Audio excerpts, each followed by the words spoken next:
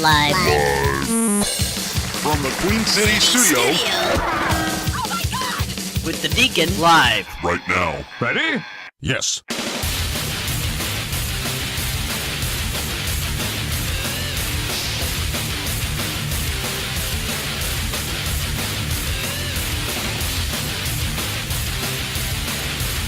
Hey guys, welcome back. It is Deacon Live, right here on Proper Radio. On today's show, hold up, it's a 22. Pew, pew, pew. High blood pressure could give you cancer, or will give you. Welcome back, you're listening to Deacon Live. My name is the Deacon. Teacher Man is still on hiatus. He is in North Carolina. We're in North Carolina, live in the Queen City studio, but he is in New York still. And he should be back. I think he's flying in Saturday, and I think I got instructions to go pick him up, or I don't know, because I'll be here at the station and go pick him up and blah, blah, blah. So we are live in the Queen City studio. Give us a call at any time at 407-448-8800. Text us live at any time at 407-448-8800. And make sure you follow us on the Facebook page and all that good stuff. We are live. I say live. Our video feed. Hi. And if you look at the other side of the video.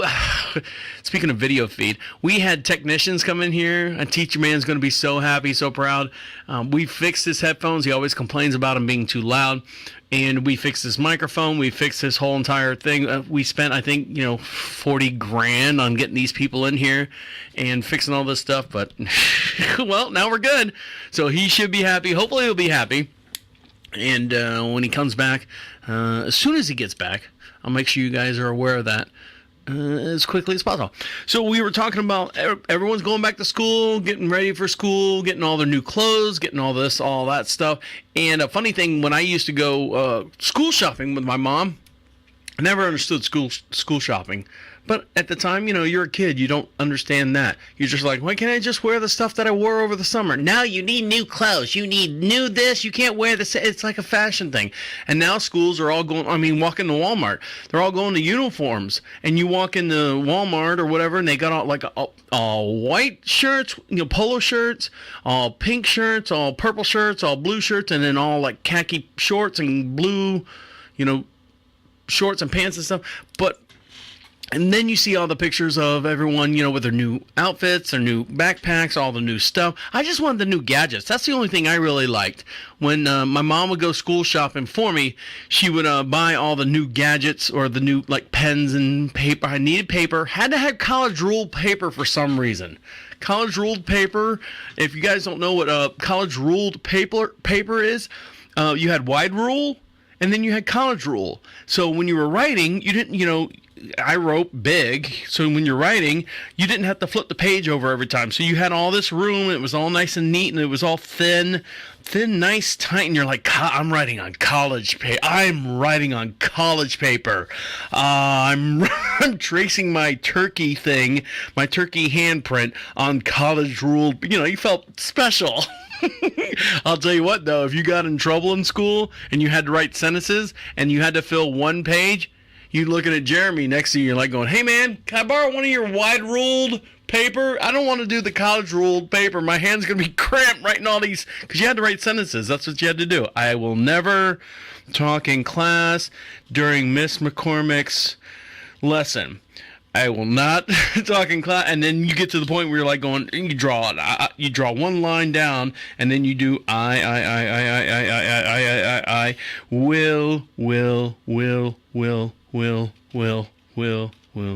not. And the teachers knew it because your page, when we turned it in, your page always had this list to it. It had this everything kind of just, if you're right-handed, everything just kind of shifted to the right the whole entire time.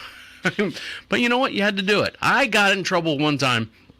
I know I'm getting back to the parents here in a minute. I got in trouble one time. I had to write sentences, and I was so afraid. It was the first time I got really, really big in trouble.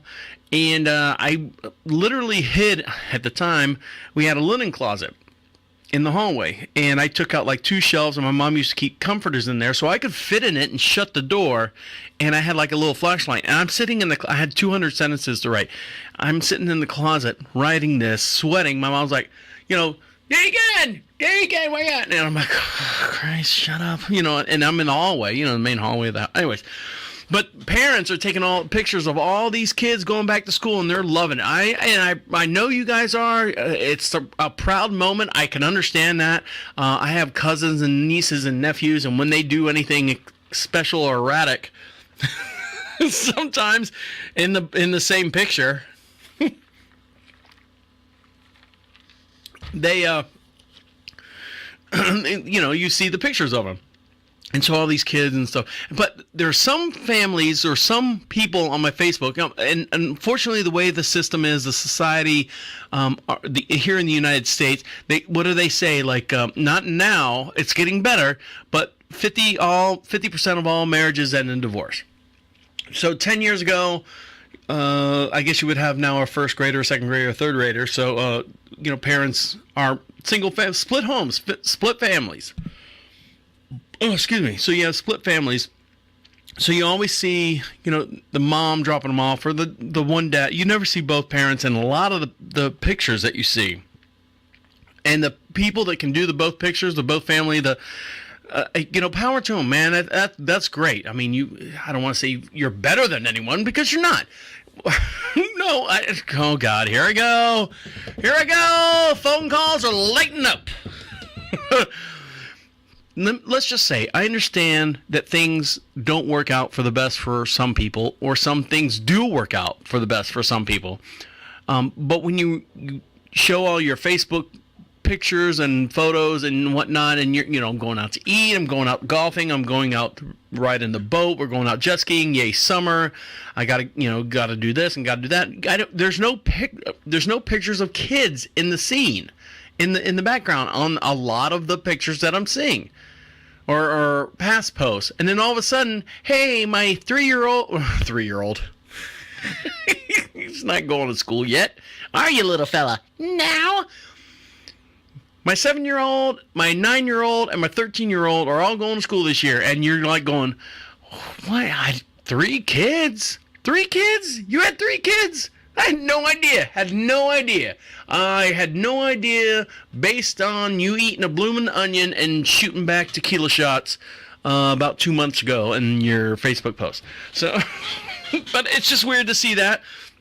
It's just weird to see the backgrounds and things. And I love seeing them, because I look at them. I'm like going, oh, respectable looking, and blah, blah. And then you look at that one kid and you're like going, that kid's not going to make it. That kid, and I know his mom, and I know his dad. No, you don't say that, but you do inside. All right, but one thing that I miss a great deal in school, was that ability to pick out your own lunch. You can pick out your own lunch. Guess what? You go to the lunchroom, pick out what you want. What do you want? What do you want to eat, kid? I don't know. What do you got? School lunches. And you would get, well, at the time I was going to school, or high school, actually, junior high was okay. They had a hot lunch line, they had a cold lunch line. Depending on, my mom would give me $2, and at the time that would pay for a lot of things back in my day.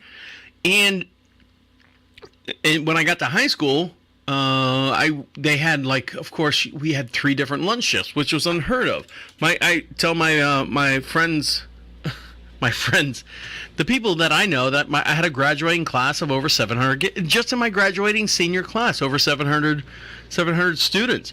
And they freaked out. What? No, 300. I'm like, no, I'm telling you, we were whatever AAA 9 league school, and yeah, I had a graduating class of 700 kids, divided by times 4 grade levels. So you're looking at almost math. I'm kidding. 2,800 students, and so you had to have 3 lunch shifts. And the one thing that I loved at lunch was they had every Monday was chicken fried steak day, and they had chicken fried steak with a dollop of mashed potatoes, and I don't know if it was corn or you got a roll or something like that, but the gravy that they put on both of it, when you go to Cracker Barrel and get the country fried steak, it's got that white gravy, almost like that sausage gravy over the top of it. It's country gravy. But in high school, man, the gravy was like yellow, like almost like not snot yellow. It was almost like a lemon-looking yellow. But when you ate it, it tasted like gravy. It's kind of like when they did that Crystal Pepsi that was clear, and you drank it, and it tastes just like regular Pepsi. It didn't go over well. I guess the eyes and the mouth didn't correspond with each other. I want a dark liquid, and you're drinking. Anyways, so country fried steak, and I would save my money to get a double lunch on that day. I would get 2 chicken fried steaks, 2 dollops of mashed potatoes. Of course, they're instant. Duh, they're not back there peeling potatoes. And I get all this gravy on top of it, and I get like 3 or 4 bread rolls or bread, whatever they had to go with it.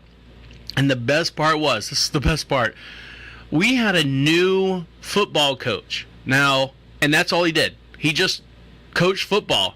And he was Coach Bono was his name. Now, if you look back, he played for the New York Jets, I believe.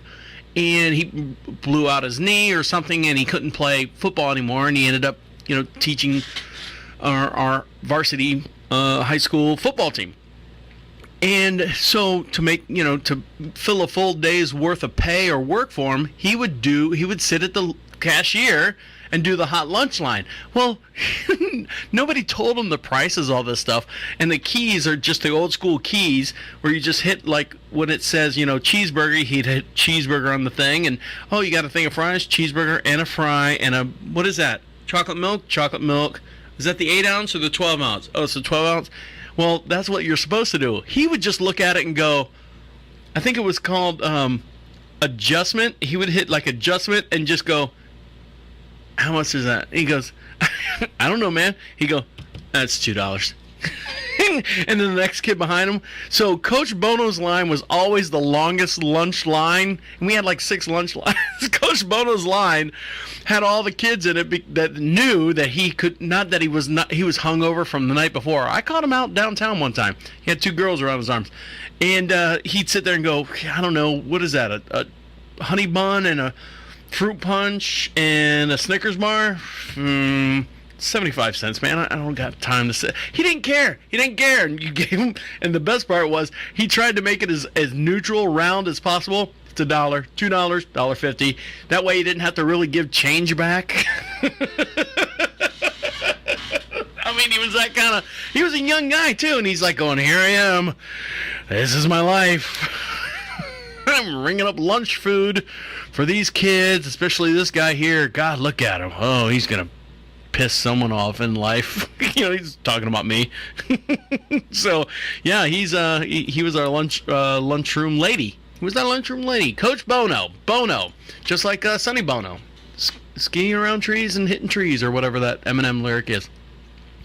So, parents are glad that I guess that all the kids are back in school. Are they? Everyone says, oh, you can start your day drinking. You can start drinking again. You can start, relaxing at home and waiting for the kids to go home, which I don't understand. I don't understand that to a certain point. And stick around. You're listening to Deacon Live right here on Prophet Radio. Deacon Live, my name is the Deacon. Teacher Man is still out. He's on hiatus. He will be back this Saturday. And I got to go pick him up at the station, at the airport. I've never picked up anyone at the Charlotte Douglas Air Traffic Control Station, the airport there. So this should be interesting. So I might take some video and stuff for us, so you guys can see him coming back from New York. I swear to God, if he brings me something back, normally he brings me back a dozen of the Boston cream donuts. I know you're thinking New York Boston cream, but there's a bakery up there called Bankert's. Oh my God, holy mackerel! They have if you're watching, we're live in the Queen City studio located in downtown Charlotte, North Carolina. And make sure you follow us on Facebook and our YouTube channel, which has this video that I'm going to show demonstration of my hands of the Boston cream. It's about that big. And sometimes you get a Boston cream where they just kind of, especially Dunkin' Donuts, since they don't make their donuts in-house anymore. What? No, they're all frozen. They're shipped in. I I remember the old school Dunkin' Donuts. They had the actual vat in the back when the guy goes, time to make the donuts. And they would have the circle of oil and the donuts would float around. You'd sit there as a kid at the window and look at it. And you see the donuts floating around, but not anymore. Nope. They're all shipped in. They're all frozen. They're made. They're all the same size. It was great when they made them in-house because sometimes you get someone that was hungover, like Luigi.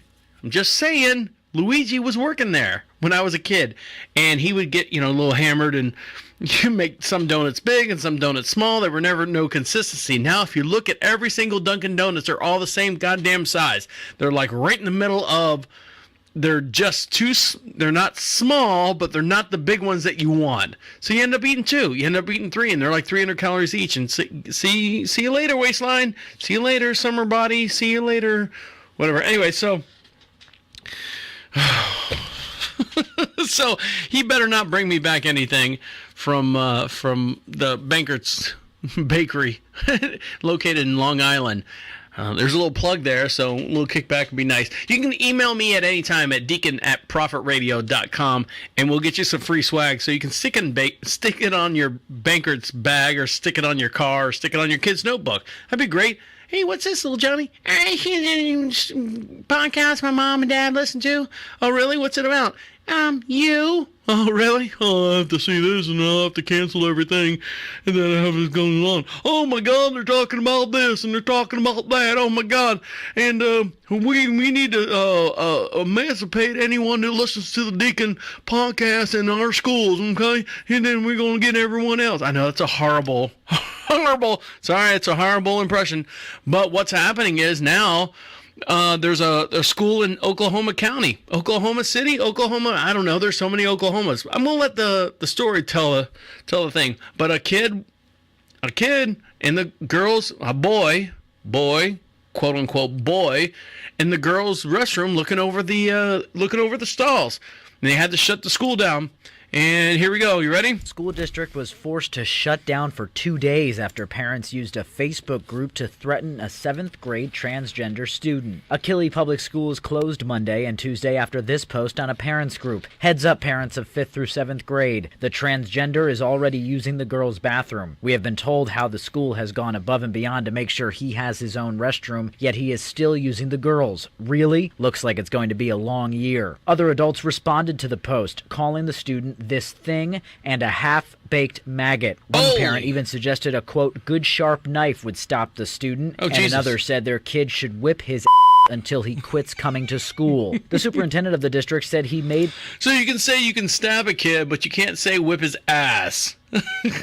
You can stab a kid and cut off his things, but don't say stab his ass. Oh, God. The decision to close the school on the advice of local law enforcement. He went on to say, quote, private discussions on social media does not represent our school and administration. Our school believes everyone should receive safe and free education. All right, so there's the thing. They shut the school down there because of transgenders, and I thought we were over the transgender thing. I thought we were all getting along with the transgender thing. But what do you... I guess they're getting into school, and parents are getting upset. I don't know. It's driving me. So, do you have a transgender in your school? Do you have? I mean, I remember growing up.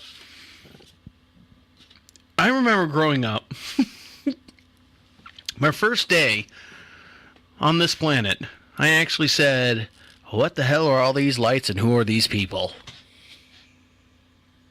No, I don't remember that. I don't remember the lights. But, growing up, I remember kids being a little bit different, a little bit whatever. And we talked about this a couple podcasts ago. Go ahead and listen back to them with Teacher Man. We were talking about there needs to be some kind of, I don't know, not education. Educational humanities is what I came up with. But, 5th to 7th grade. And the kid identifies as a... hold on. I'm going to say this lightly.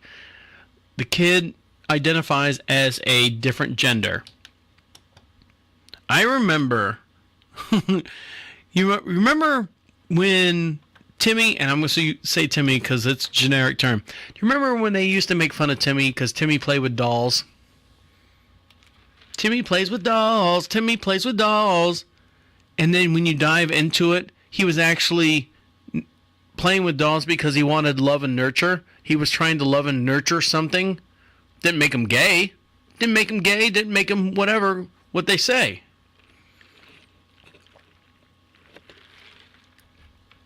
He might have been gay. I don't know. But, they always say, when did you decide to be heterosexual? And I think it's depending on your outside surroundings and your outside ability. And then I saw a couple pictures on, here we go, Facebook. Hold on. I got to play this just so I can play it. Time to check my Facebook. Facebook, gotta check my Facebook, gotta take another look. Nothing new, I am hooked. What to do? Hit refresh. So there's a female that I know, and I see that she takes pictures of her child all the time. It's great. Love pictures of the child. Then the child got older, from birth, because if you're on Facebook long enough, you can see the birth and you can see the child go to school, back to school. The child is a little, always short hair. The kid or the child is of Latin descent, so I don't know if that's the style for a child at that age. The kid's fat, chunky, fat, chunky. I'm just saying, and I can't tell if it's what gender the child is. I can't tell. What gender the child is. But the kid looks happy. Kid looks happy. Great. Happy all the time. Ice cream up. Mommy takes the child out for ice cream, takes the child out for movies. Hey, guess what? I'm on a date with my child. And, Sam. Let's call the child Sam because that's a generic name, or Pat, or whatever you want to call it. Me and Sam are going out for ice cream. Me and Sam are going to the ballpark. We're walking the dog. We're doing this. But the child, short of a chain wallet, I don't know what gender the child is, but I don't ask. Everyone looks happy. Everyone looks great. But, and then that child is now older and going to school now. I wonder how that child, or what that child's going to come across in the child's life. I'm hoping that the parent, and she's a good mom. I know her. We were friends for a while, and then of course, you move to different states, and you just you never really talk. You just kind of go, thumbs up, thumbs down, laugh, cry, heart, mad face, happy face, and cry. But from when I knew her, she was great. She was a smart, level-headed person, and and I didn't know she had a child, of course, and then you see it on Facebook, she had a child. But, you look at it and you go, you hope she's smart, she's done well. I hope she's raised this child well. I hope that the child has absorbed and understood. It's a child. You never know what the kid's going to absorb. You can throw 1,000 pennies at the child, and the child's only going to catch 2. So, you can fill the kid's head with all this stuff at certain ages, and you don't know what they're going to absorb. They always say the brain's like sponge, but you just hope that... So this child has stuck the child's head over the stall. He's probably curious. He's probably going, I feel like a girl. And if he's between 5 and 7, I mean, that's kind of like the puberty, that interest where you start touching yourself, you start looking at stuff, and you start feeling weird. He was probably in the stall looking over the top and looking down to see if he looked like the other girls without trying to embarrass anyone, I guess, for the most part. He wasn't trying to, he was just interested. And, maybe that, instead of, the parent took it way out of whack, bring your knives out, bring your, torches, bring your flamethrowers, let's, see what I did? Sorry, I didn't mean to do that. That's a gay catapult. So, but you're sitting there going, let's talk to the parents. Let's bring everyone in. Let's have Mr. Cecil talk to him, because he'll probably bawl his eyeballs out. But let's talk to the parents and say, hey, look, hey, Pam, Sam, whatever your name is, why did you look over the stall? Well, the person, the child, the transgender would have said, I wanted to see what the other body looks like. I'm in 5th grade, I'm in 6th grade. I wanted to see what the other body looked like. I've never seen one. I've only seen them in books. I want to see them in person. I can look at pictures growing up, male and female. Well, I'm talking to boys and girls, men and women. All of you out there, when you were growing up, you could see all day long pictures in a book, pictures in a magazine. The big joke was the Sears catalog growing up. They don't do Sears catalog anymore. You can't even find a Sears. But like Frederick's of Hollywood, whatever the other books were. Disgusting books. My mom used to tell me, don't look at those are disgusting. And I'm like going, well, Frederick's of Hollywood was delivered here, so obviously you bought something. Duh. But all the other magazines where you can see, National Geographic was the biggest one. You could see the shapingis down to the male shapingi down to the elbow, or down the elbows. Unless their elbows are down around their knees. The shapingi down to the knees, and the male boobies. Well, male and female boobies, but when you want to see them in person, remember your first time, I'm looking at them my first time, boobies, or, penis, or whatever, and you felt funny on both of them. I know I didn't want to see one, I wanted to see the other. So I guess that's where you kind of divide the line. Is that divide the line? Is that what you want to say? Is that So everything's making me stressed out. Oh, for the most, it's going back to school. I have no kids, and I have my wife, my wife and I, we don't have kids, but me, we got enough going on. Like I said, we got 97 chickens, 4 horses, and 4 dogs, and 32 acres of nonstop fun that we deal with on a daily basis. So, I got high blood pressure. Well, I say my blood pressure is boiling. You ever heard that? My blood pressure is boiling. I'm stressed out. I'm this, I'm that, I'm this, I'm that. And my doctor, again, I'm giving you an update. Here's your update. This is your update on my high blood pressure. Again, I told you I can't say this word straight. I say straight. There's some words you can say together. Blood, blah, blah, blah, blah, blah, pressure.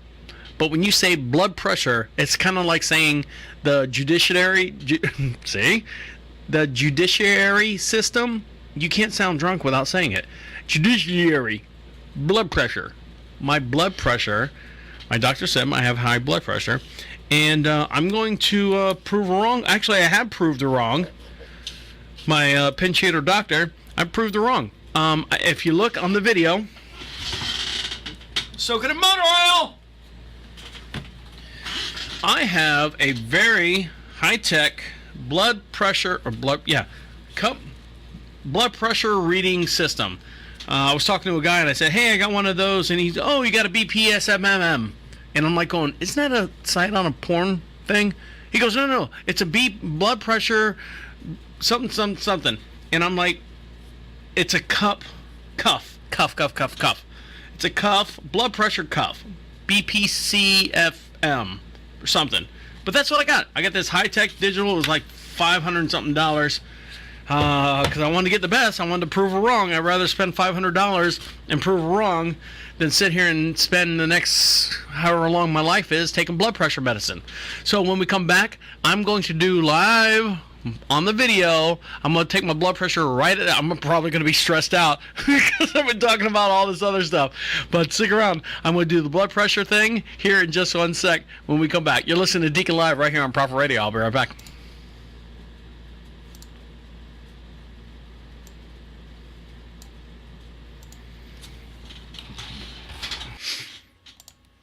Welcome back. You're listening to Deacon Live. My name is the Deacon. Teacher Man is still out. He's on hiatus.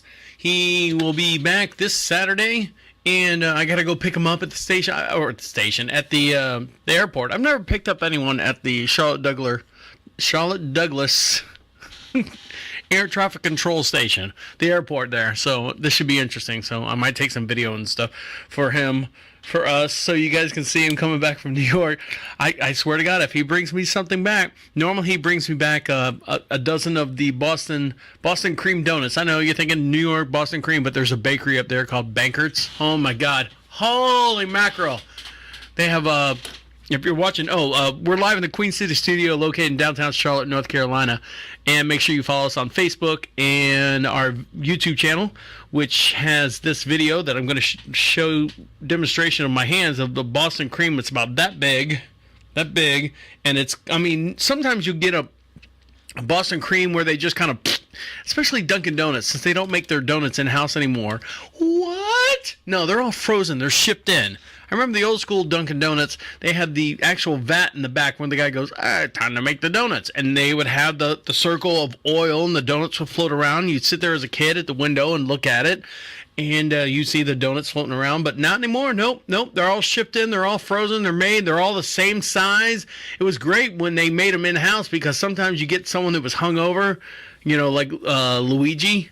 I'm just saying, Luigi was working there when I was a kid, and he would get, a little hammered, and you make some donuts big and some donuts small. There were never no consistency. Now, if you look at every single Dunkin' Donuts, they're all the same goddamn size. They're like right in the middle of, they're not small, but they're not the big ones that you want. So you end up eating 2. You end up eating 3, and they're like 300 calories each. And see you later, waistline. See you later, summer body. See you later, whatever. Anyway, so... So he better not bring me back anything from the Bankert's bakery located in Long Island. There's a little plug there, so a little kickback would be nice. You can email me at any time at deacon@profitradio.com, and we'll get you some free swag so you can stick it on your Bankert's bag, or stick it on your car, or stick it on your kid's notebook. That'd be great. Hey, what's this, little Johnny? Podcast my mom and dad listen to. Oh, really? What's it about? You. Oh, really? Oh, I have to see this, and I'll have to cancel everything, and then I have this going on. Oh, my God, they're talking about this, and they're talking about that. Oh, my God. And we need to emancipate anyone that listens to the Deacon podcast in our schools, okay? And then we're going to get everyone else. I know, it's a horrible, it's a horrible impression. But what's happening is now... there's a school in Oklahoma County, Oklahoma City, Oklahoma. I don't know. There's so many Oklahomas. I'm gonna let the story tell the thing. But a kid, and the girls, a boy, quote unquote boy, in the girls' restroom looking over the stalls. And they had to shut the school down. And here we go. You ready? School district was forced to shut down for 2 days after parents used a Facebook group to threaten a 7th grade transgender student. Achille Public Schools closed Monday and Tuesday after this post on a parents group. Heads up, parents of 5th through 7th grade. The transgender is already using the girls' bathroom. We have been told how the school has gone above and beyond to make sure he has his own restroom, yet he is still using the girls'. Really? Looks like it's going to be a long year. Other adults responded to the post, calling the student this thing and a half-baked maggot. One parent even suggested a, quote, good sharp knife would stop the student, and Jesus. Another said their kid should whip his until he quits coming to school. The superintendent of the district said he made... So you can say you can stab a kid, but you can't say whip his ass.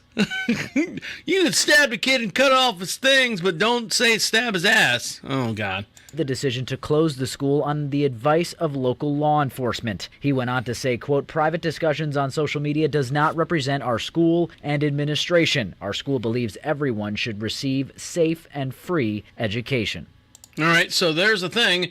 They shut the school down there because of transgenders, and I thought we were over the transgender thing. I thought we were all getting along with the transgender thing. But what do you... I guess they're getting into school, and parents are getting upset. I don't know. It's driving me. So, do you have a transgender in your school? Do you have? I mean, I remember growing up.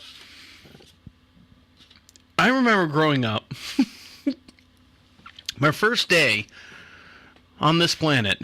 I actually said, what the hell are all these lights and who are these people? No, I don't remember that. I don't remember the lights. But, growing up, I remember kids being a little bit different, a little bit whatever. And we talked about this a couple podcasts ago.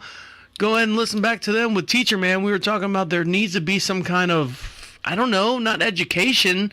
Educational humanities is what I came up with. But, 5th to 7th grade, and the kid identifies as a, hold on, I'm going to say this lightly. The kid identifies as a different gender. I remember, you remember when Timmy, and I'm going to say Timmy because it's a generic term. Do you remember when they used to make fun of Timmy because Timmy played with dolls? Timmy plays with dolls. Timmy plays with dolls. And then when you dive into it, he was actually playing with dolls because he wanted love and nurture. He was trying to love and nurture something. Didn't make him gay. Didn't make him gay. Didn't make him whatever, what they say.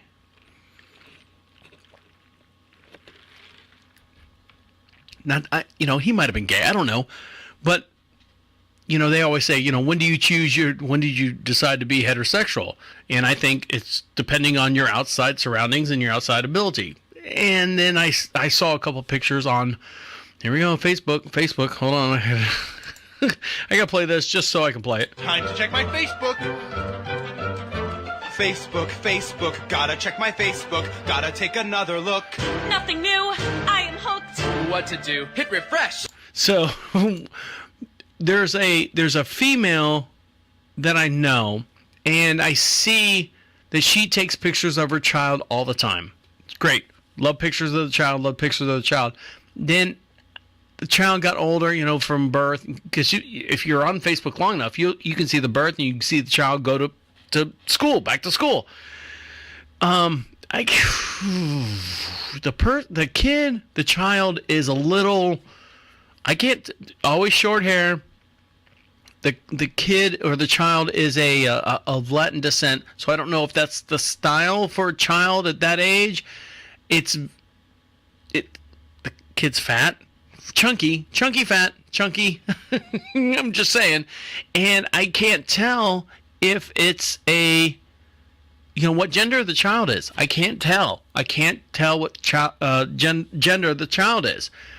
But the kid looks happy. Kid looks happy. Great. Happy all the time. Ice cream up. Mommy takes the child out for ice cream, takes the child out for movies. Hey, guess what? I'm on a date with my child. And, Sam. Let's call the child Sam because that's a generic name, or Pat, or whatever you want to call it. Me and Sam are going out for ice cream. Me and Sam are going to the ballpark. We're walking the dog. We're doing this. But the child, short of a chain wallet, I don't know what gender the child is, but I don't ask. Everyone looks happy. Everyone looks great. But, and then that child is now older and going to school now. I wonder how that child, or what that child's going to and come across in the child's life. I'm hoping that the parent, and she's a good mom. I know her. We were friends for a while, and then of course, you move to different states, and you just you never really talk. You just kind of go, thumbs up, thumbs down, laugh, cry, heart, mad face, happy face, and cry. But from when I knew her, she was great. She was a smart, level-headed person, and I didn't know she had a child, of course, and then you see it on Facebook, she had a child. But, you look at it and you go, I hope she's smart, she's done well, I hope she's raised this child well, I hope that the child has absorbed and understood. It's a child. You never know what the kid's going to absorb. You can throw 1,000 pennies at the child and the child's only going to catch 2. So, you can fill the kid's head with all this stuff at certain ages, and you don't know what they're going to absorb. They always say the brain's like sponge, but you just hope that... So this child has stuck the child's head over the stall. He's probably curious. He's probably going, I feel like a girl And if he's between 5 and 7, I mean, that's kind of like the puberty, that interest where you start touching yourself, you start looking at stuff, and you start feeling weird. He was probably in the stall looking over the top and looking down to see if he looked like the other girls without trying to embarrass anyone, I guess, for the most part. He wasn't trying to, he was just interested. And, you know, maybe that, instead of, the parent took it way out of whack, you know, bring your knives out, bring your, you know, torches, bring your flamethrowers, let's, see what I did? Sorry, I didn't mean to do that. That's a gay catapult.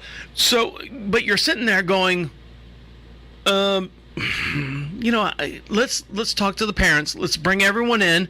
Let's have Mr. Cecil talk to him, because he'll probably bawl his eyeballs out. But let's talk to the parents and say, hey, look, you know, hey, Pam, Sam, whatever your name is, why did you look over the stall? Well, the person, the child, the transgender would have said, you know, I wanted to see what the other body looks like. You know, I'm in 5th grade, I'm in 6th grade, I wanted to see what the other body looked like. I've never seen one, I've only seen them in books. I want to see them in person. I can look at pictures growing up, male and female. Well, I'm talking to boys and girls, men and women, all of you out there. When you were growing up, you could see all day long pictures in a book, pictures in a magazine. You know, the big joke was the Sears catalog growing up. They don't do Sears catalog anymore. You can't even find a Sears. But like Frederick's of Hollywood, whatever the other books were. Disgusting books. My mom used to tell me, don't look at those are disgusting. And I'm like going, well, Frederick's of Hollywood was delivered here, so obviously you bought something. Duh. But all the other magazines where you can see, National Geographic was the biggest one. You could see the shapingis down to the male shapingi down to the elbow, or down the elbows. Down, unless their elbows are down around their knees. The shapingi down to the knees, and the male boobies. Well, male and female boobies, you know, but when you want to see them in person, I mean, remember your first time, you know, I'm looking at them my first time, boobies, or, you know, penis, or whatever, and you felt funny on both of them. I know I didn't want to see one, I wanted to see the other. So I guess that's where you kind of divide the line. Is that divide the line? Is that what you want to say? Is that you know? So everything's making me stressed out. Oh, for the most, I mean, it's going back to school. I have no kids, and I have my wife, my wife and I, we don't have kids, but we got enough going on. Like I said, we got 97 chickens, 4 horses, and 4 dogs, and 32 acres of nonstop fun that we deal with on a daily basis. So I got high blood pressure. Well, my blood pressure is boiling. You ever heard that? My blood pressure is boiling. I'm stressed out. I'm this, I'm that, I'm this, I'm that. And my doctor, again, I'm giving you an update. Here's your update. This is your update on my high blood. Again, I told you I can't say this word straight. I say straight. There's some words you can say together. Blood, blah, blah, blah, blah, blah, pressure. But when you say blood pressure, it's kind of like saying the judiciary, the judiciary system. You can't sound drunk without saying it. Judiciary, blood pressure. My blood pressure, my doctor said I have high blood pressure, and I'm going to prove her wrong. Actually, I have proved her wrong. My pinch hitter doctor, I proved her wrong. If you look on the video, soaking in motor oil, I have a very high-tech blood pressure, or blood pressure reading system. I was talking to a guy and I said, hey, I got one of those, and he's, oh, you got a BPSMMM. And I'm like going, isn't that a site on a porn thing? He goes, no, it's a blood pressure something. And I'm like, it's a cuff. It's a cuff, blood pressure cuff, BPCFM or something. But that's what I got. I got this high-tech digital. It was like $500 and something because I wanted to get the best. I wanted to prove her wrong. I'd rather spend $500 and prove her wrong than sit here and spend the next however long my life is taking blood pressure medicine. So when we come back, I'm going to do live on the video. I'm going to take my blood pressure I'm probably going to be stressed out because I've been talking about all this other stuff. But stick around. I'm going to do the blood pressure thing here in just 1 sec when we come back. You're listening to Deacon Live right here on Proper Radio. I'll be right back.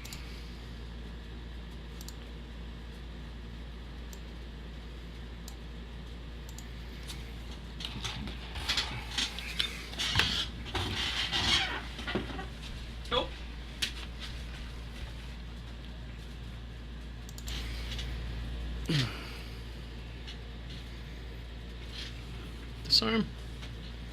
Probably do this arm. No? Turn this one? Okay, hold on. Woo! Can you see? I'm gonna steal the camera for a minute. I can do it like this. How's that look? Is that good? All right.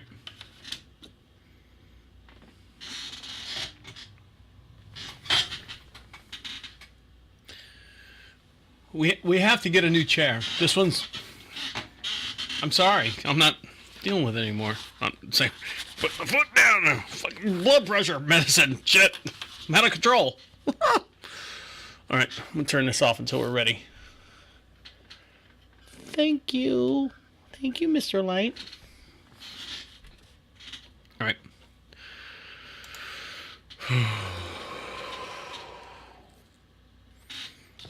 Put it on the thing here so I can read it.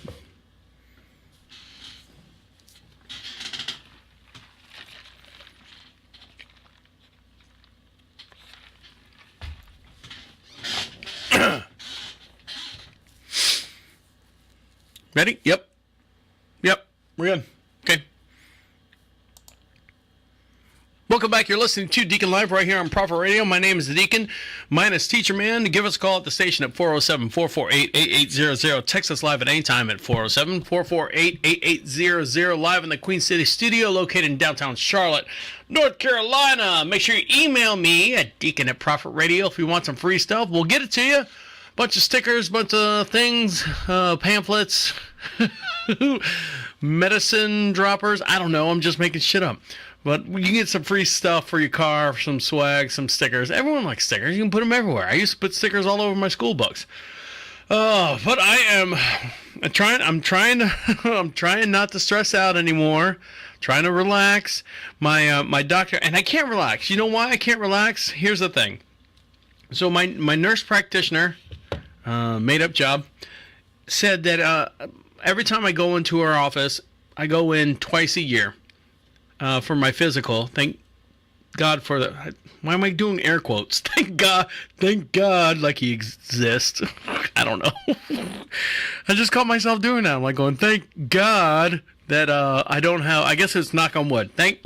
There's what I want to do. Thank God that I've got great insurance and I'm able to go twice a year. A lot of people don't have insurance, but I, unfortunately, however you want to look at it, I have good insurance, and I go to the doctor to have a physical. I have a full physical and then my regular physical. As you guys know, you've heard it before, blah, blah, blah, blah.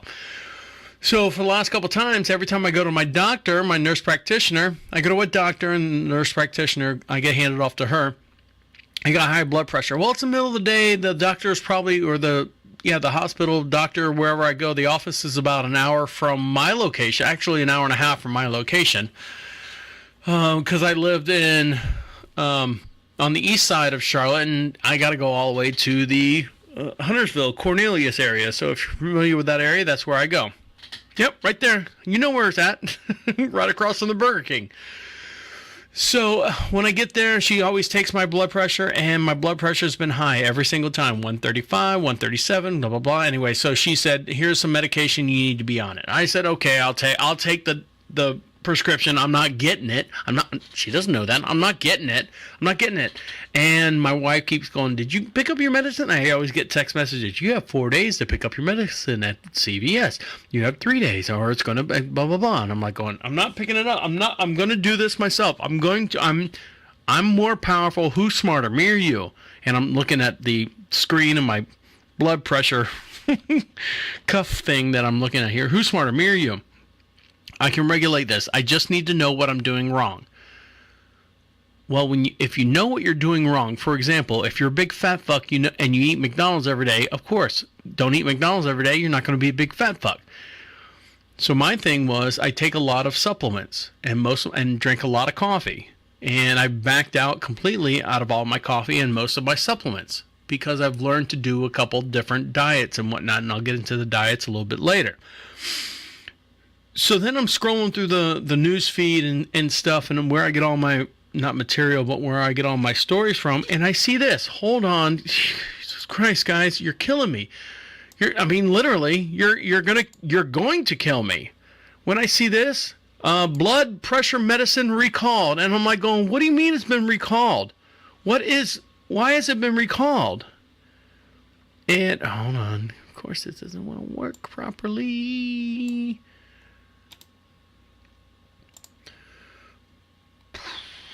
Bear with me. I'm sorry. This thing is so stupid right now. So stupid. Totally unplanned. I thought I had links to everything, but I guess I don't. Paste. Search. Here it is. So, blood pressure medicine recall because it gives you cancer instead. Now, hold on. That is a stupid trade-off. And this is just the other day. If you're on a drug for high blood pressure medicine or heart failure, it's pretty likely you're doing the best to keep your body in working order. However, some patients with heart issue recently have found themselves trading one life-threatening condition for another. Jesus Christ, the FDA has now triggered a recall on over 50 different medications. 50 different medications that contain a drug that has now been linked to cancer. Nitrosodimethylamine, or N as in Nancy, D as in David, M as in Mary, A as in Apple, is formally classified as a carcinogen. There you go. So guess what? The carcinogen that lowers your blood pressure now gives you cancer. And I'm so glad now. I mean, I would have been, if I would have started taking it now, within 15 years, maybe I would have had cancer and died. Or regulate my blood pressure now and then regulate it for the rest of my life, and I don't die of cancer in 15 years. I live to another 16 years.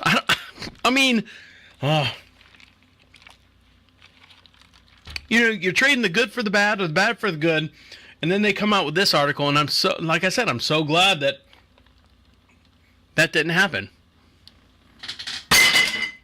So I promise you I would do a live blood pressure thing, and what I'm looking at here, hold on, I'm going to read this to you.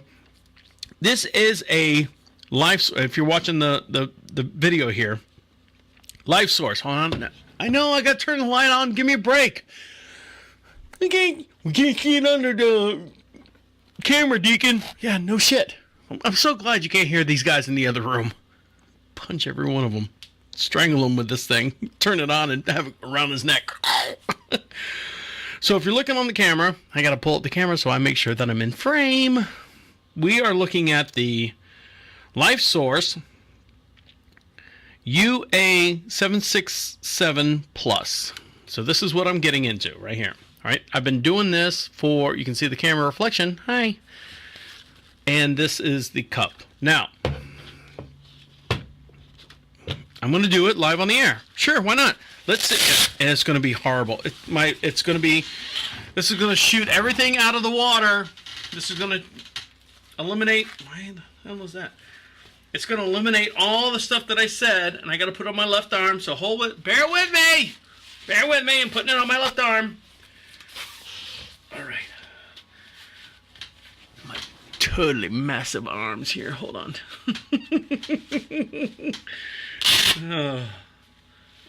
All right, so it's on. Okay, you see it? Oh, God. Motor oil. All right, here we go. To the elbow, to the shoulder. All right, it even gives you... Hold on, pull the camera over here. To the elbow. Hold on, there you go. To the elbow. To the shoulder. Somewhere in there. There you go. Shoulder. Apply cuff. Elbow. So here's my elbow. Here's my shoulder. All right, so we're going to do live on the air. I want you guys to see this in real time. And when I'm going to hit the display, the first display you see, it always saves your last one, so you can give an idea of where you're at. So let's do, here we go. See, 122/77. Here we go. Give it a minute. See if I can get this.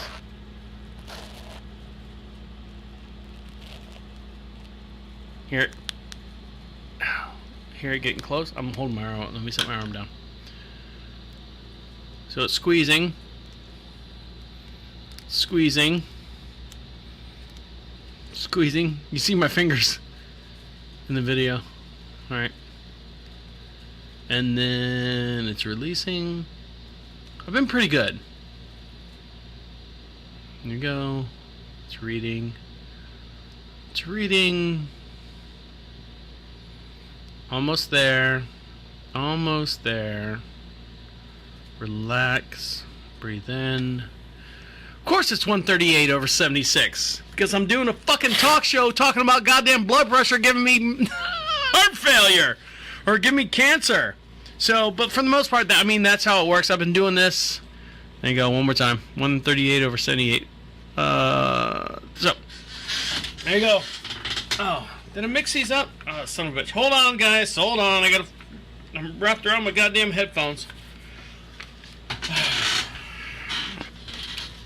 Storyline. So, that is what I've been dealing with on a regular basis. I gotta get the right... I know. Shut up. Hold on. I can't see the thing in the background, Deacon. Alright, well, shut up. I'll get it. Alright, there you go. Is that better? Alright. Can I turn this off now? Thank you. Oh, excuse me. So, I have been... So, there you go. I mean, I've been watching myself, trying to do everything right. I've been doing the 16/8.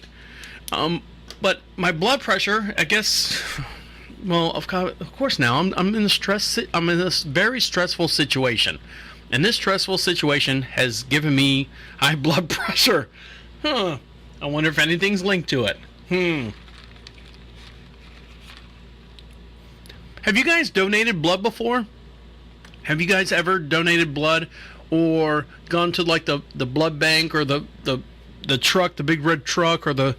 I know there's a lot of people out there that say, you know, oh, because of the CEO was taking, you know, $3.4 million and selling the blood overseas, and it was just a big mess. But, I mean, just your local places, have you donated blood before? Well, I got good news for you, and I'm trying to... Maybe we can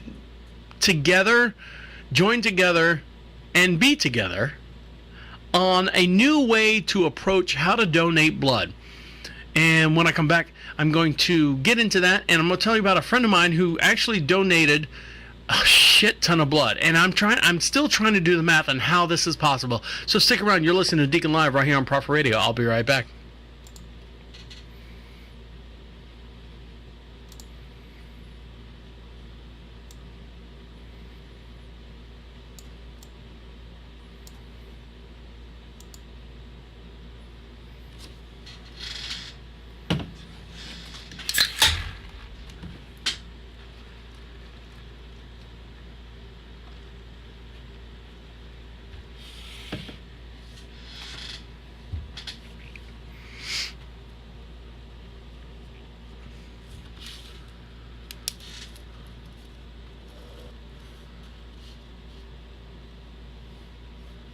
I knew it was going to be high.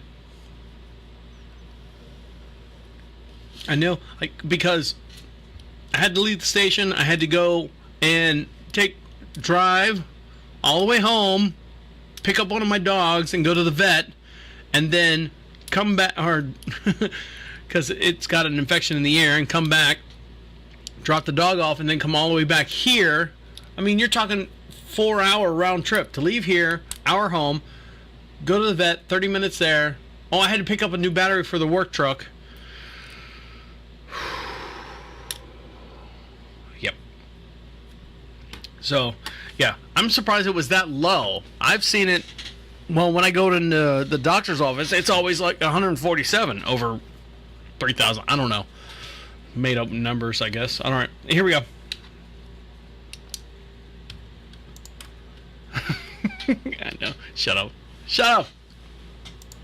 Welcome back. You're listening to Deacon Live. My name is the Deacon. Give us a call at the station at 407-448-8800. Text us live at any time at 407-448-8800. Make sure you follow us on the Facebook. Go to profitradio.com. You can see all the social links there. And we can send you some free stuff. Just email us. There's a little contact section there. It says free swag. And we can send you a bunch of stuff to stick on your car, stick on your kids, school books or whatever you want to do. And I just proved how stressed out I am. I was talking to the the tech over there, and he's like going, can't see the camera, and he's like, why are you so stressed out? And I'm like, going, I had to leave the station, pick up my dog, take it to the vet, hour to the vet, or hour to the home, or 35 minutes to the vet, then back to the home, drop the dog off, and then drive all the way back here to the station to do the podcast. So I am a little stressed out. So I am a little high. My little blood pressure's high. But we were talking about donating blood. There's got to be a better way to donate blood for, I forget where, well, of course, the closest to my heart and closest to my, all my friends and family and stuff that live in the Central Florida, it's the Pulse nightclub shooting. And a lot of my friends, I mean, I'm living up here in Charlotte when it happened. I tried every possibility of figuring out a way that I could get down there. Unfortunately, times and restraints, I was unable to go down there during that time. I would have taken the whole month off if financially, if I could, I would have taken the whole month off and gone down there and sat out front the whole entire time, and doing everything possible that I could, because I'm getting choked up about it. So, but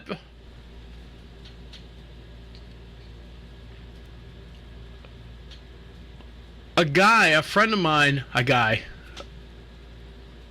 that I went to high school with, has done something miraculous. And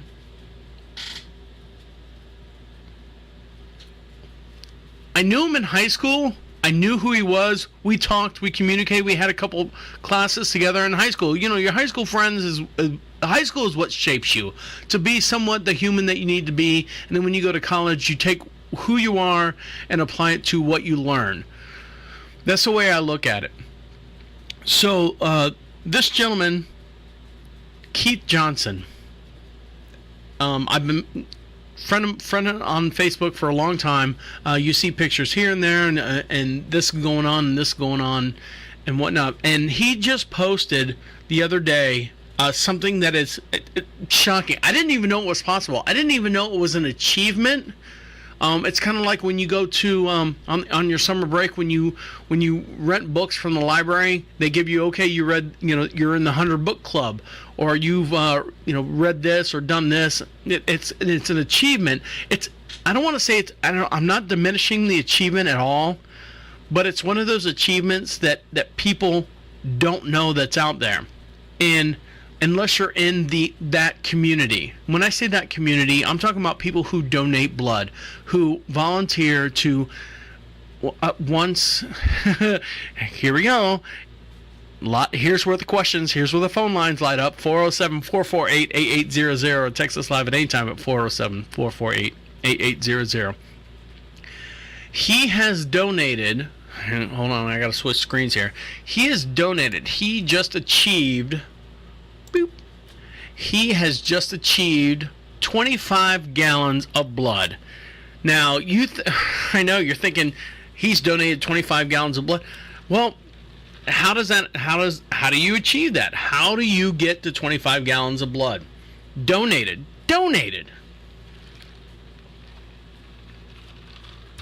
First of all, you don't want to be stressed out when you get there. And right here, Keith Johnson, in his little post right here, if you're watching the video and stuff, you can see it on the screen. Keith Johnson, I finally made it. And he's got a little trophy, little happy face. Yay! Maybe time for a little rest break. And it's 25 gallons of blood that he has donated. Now, you think, okay, 25 gallons of blood, that's fine. They take out, 4 or 5 gallons every time you go down. No, they don't. No, they don't. No, they don't. Do you know how much blood they actually take out when you donate, physically donate blood? They take out 1 pint. 1 pint of blood. Now, 1 pint of blood is how much? I don't know. Do you know how often? I mean, I know how much a pint of blood is, 16 ounces.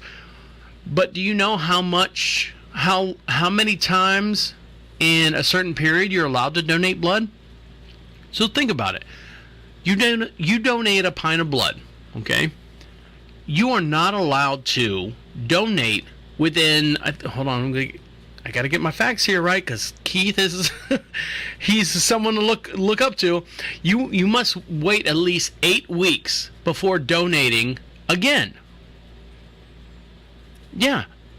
8 weeks, 56 days before you can donate again. So how long does that take? How long does it take to get 25 gallons of blood? I don't have the answer for that. I was trying to sit here and do the math. I'm like going, okay, if you're this and that, and there's a whole lot of crazy stuff. There's a different change as far as donating. You're allowed to donate full blood, or you're allowed to donate platelets, which I don't understand how they do the difference between two. And I wish I had Keith on the phone. Unfortunately, I was not able to hook up with him as far as getting a online phone interview with him. But think about it, though. Think about, 25 gallons. Your body only holds, 10 to 12 pints. 10 to, here we go. 10 to 12 pints of blood in your body. So if you lose a half a gallon of blood, you're dead. Half a gallon of blood. I got a half a gallon of friggin' orange juice in there, or milk. Sorry, the orange juice is still good. The milk that's in there, I know it's going to go bad. If I lost that much out of my system, I'd be dead. I'd be dead. So we need more people to go out there, and I hate to say it, I really hate to say this, but schools are starting again. And we pray to God that these new things that are coming into play, as far as security measures and stuff, are going to take a hold. And we hope that people that we put in power, our senators, our state legislation, people that we have are going to regulate gun control a little bit better. Hey, I own a gun. I own several guns. Okay, but there's got to be a better way to regulate guns and how they're divvied out, and hopefully we can eliminate any shootings at all in the school. But for the most part, I mean, even if a natural catastrophe happened, a bombing, pray to God, I don't want to say quote unquote, pray to God, but, pray that something disastrous doesn't happen. A tornado rips through a central state, killing several people or injuring several people, building falls, hurricanes. God knows hurricanes come through Florida all the time. Just any kind of natural disaster that happens in the next year, I mean, they're going to need blood. They're going to need blood, and the thing is to make sure that you're getting it to the correct people that are doing the thing. And I said, here's my thing. Here's my thought. You ready for this? Deacon's thought, how to fix the world. Deacon's thought, how to fix the world. You ready? Deacon's thought, how to fix the world. So you know how you ever gone in 7-Eleven, they always say, do you want to donate something to the muscular, I think it's Jerry's kids, right? MS, muscular dystrophy. Hold on. And you're at the register and you're like, yeah, I'll donate $1. And you see all the shamrocks up on the wall. And then for the next month, you always see an extra, hearts on the wall for whatever. Yeah, and then the pink ribbons and stuff. How about this? For those of you, because I have, like I said, I have good insurance, health insurance, but I am not likely to physically drive down, donate blood, and then leave.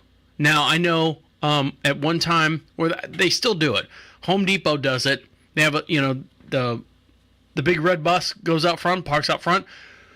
Everyone donates blood, everyone's good, but you only get a small percentage. Think about how many people that have to give blood, just regular blood samples.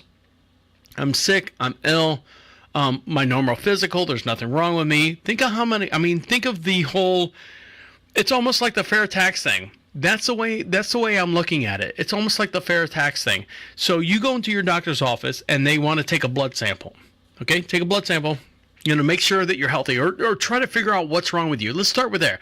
I go into the doctor's office. This worst case scenario. You go into the doctor's office. I don't know, House is there, and he's looking at you and going, blah, blah, blah, blah, blah. And he sticks it and takes out, whatever milliliters of blood out of you. I think before they even do that, they should say to you, while you're in there, are you willing to donate a pint of blood? Or even a half a pint of blood. Half a pint of blood. While you're there, you're already there. Needle's in you. Guess what?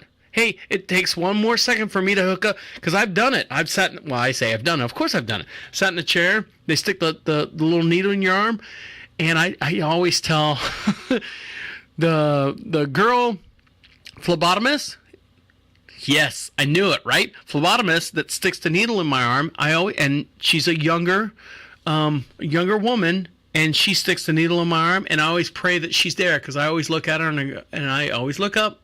She sticks the needle in my arm, and it's it's almost like the needle's like the size of a hair, and she puts it in there, and she's like, there we go. She's always very quiet, and then she's got the little, on the other end's got the rubber cap where she hooks that. You've seen it, the little vial. She fills that one up, pulls out another vial, sticks that one up, and there, I'm talking small. Barely a shot of whiskey. If you can give up a shot of whiskey, blood, come on, people.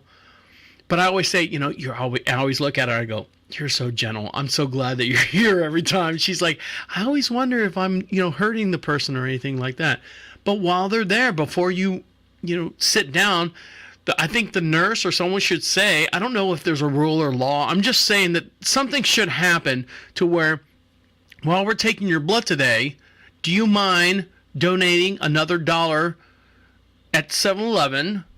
Do you mind donating a half a pint to a pint of blood today? Do you mind doing that?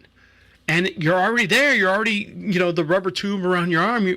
Yeah, sure. I don't mind. Shit, you've already taken one or two. I guess it would have to be a half a pint, because they're already taking 4, depending on what tests they're running. Do you mind if we round it up to a pint, sir? Sure. Yeah, round it up to a pint. Take the whole pint. I don't care. Go ahead. I'm here. I'll figure it out later. But I think that's something that we need to. I don't understand why we don't implement that or try to get that into effect. Does that make sense? I'm more likely when I go to the doctor, and again, the fair tax, everyone gets taxed across the board. That way you capture more flies. I don't want to say flies. Did I say flies? You capture a larger audience, a larger, more voluntary audience to donate blood than you would as a volunteer physical walk into direct or indirect. Indirect would be sitting in the chair, I'm donating, I'm giving blood samples. Direct would be physically, the red bus shows up at Home Depot. You walk out of Home Depot, you sit in the chair. Someone's got to cover your shift while you're sitting there, and blah, blah, blah. But I think that's a great idea. And I just want to say big props to Keith. I don't know how long it took to get 25 gallons at 8 pints every 56 days. I was told there'd be no math. 8 pints. I'm sorry, not 8 pints. Let me recorrect myself. I'm thinking of my bar tab last night. 1 pint every 56 days, and to get 25 gallons, that's a commitment. That is a huge commitment. And I don't want to say if Keith can do it, because I can't do it. I can't sit there and donate 25 gallons. I can barely donate 1 gallon. I can barely, give a pint. But if I was in that chair and that option was there for me, I swear I would. Hey, Mr. Deacon, while we're doing your blood samples, do you mind if we do, draw blood for the national blah, blah, blah, and you sign it's on a little clipboard. You've seen the little clipboards, little 6-inch little, clipboards, and they got a little piece of paper, and it's got like 3 full or 3 copy on it. You sign it, and they go, and they scribble it off, and they give it to you, and you can write it off on your taxes. Boom. I say you do that, and that's like it's a donation. There you go. I think problem solved. I think the blood banks would be completely full with people who can afford health insurance, people who that are already in that position, and maybe you get a larger span of donations and whatnot. If I'm wrong, please tell me I'm wrong. Please tell me I'm wrong. If you got a better idea, throw it this way. But that's the only way I can see the people you're already involved. So give me a call at the station at 407-448-8800 or email me any solution that you got at Deacon Live at Prophet Radio. Or, I'm sorry, scratch that. Email me at any time at Deacon at ProphetRadio.com. You're listening to Deacon Live right here on Prophet Radio. I'll be right back.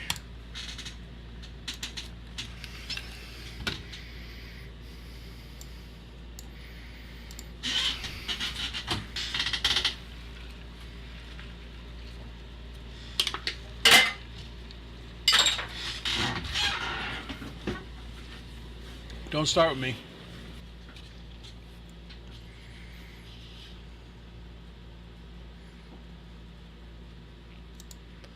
Welcome back. You're listening to Deacon Live right here on Prophet Radio. Give us a call at the station at 407-448-8800. Text us live at any time at 407-448-8800. Follow us on the Instagram. We're on Twitter. We're on Facebook, Periscope, and all that good stuff. We're not on Snapchat. We're not on Snapchat yet.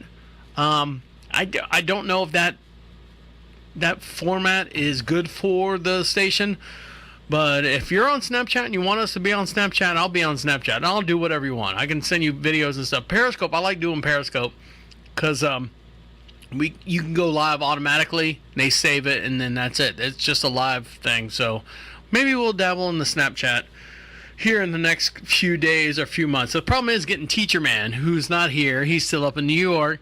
Getting Teacher Man to sign into all this, the social network and stuff. We are live in the Queen City studio located in downtown Charlotte, North Carolina. And, we were talking about school. We were talking about everyone going back to school, all the kids going back to school and everything that's going on with, everyone taking pictures and stuff and trying to live longer and stuff. I'm not wrapping the show up. Believe me, I got a bunch more stuff to talk about. When I say a bunch more stuff, it's debatable. But I want to recap or get you up to date on my my parents' 50th wedding anniversary. And thank God, I said this before, thank God they hit 50, so I don't have to do the math anymore as far as my age. I was always thought I was adopted. I don't know, somewhere I think when Annie came out, kids, at least I did. Kids always thought I was adopted. I'm adopted. Mom, you tell me if I'm adopted. I'm adopted. Am I not adopted? So then my parents would have like their, of course, until I learned to do math. So when they have their, 10th wedding anniversary, you're sitting there like you're 9. You're like going, I don't know math. Math is a struggle for some people. But now it's their 50th wedding anniversary, and I sit there and I go, okay, 50 years, I'm not 50, so I am in within wedlock. So, boom. But I got I had a disturbing, not unfortunate, because I called my mom and dad, and my mom and dad, like I said, have been married for 50 years. And my mom has always been employed. That's the only way I can say it. My mom's always been employed. My dad, to a certain extent, has he's worked for companies, corporates, learned what they've done, and gone off to do other stuff with the corporate sense in mind. So for the most part, long story short, my dad he's never really put in a whole lot to his Social Security. Okay. Back in the day, you were,